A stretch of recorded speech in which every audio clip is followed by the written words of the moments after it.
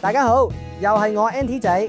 將軍澳市鎮公園連同公眾停車場原本係政府喺2017年已經提出嘅重要工程，目的係因應區內不斷增長嘅人口，為居民提供優質休憩空間同埋足夠嘅泊車位。不過，由於當年立法會長期陷入爭議拉布，反對派惡意反對計劃推行，不斷發起聯署，甚至周圍張貼標語，聲稱工程會破壞環境、擾民傷財。結果工程進度一拖再拖，公園用地遲遲未能落實。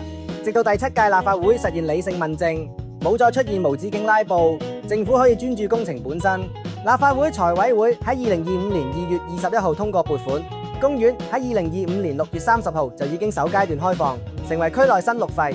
而停車場亦都預計會喺2028年完工。市民由此見證咗，當議會停止內耗，先有民生優先，居民福祉就可以真正落實。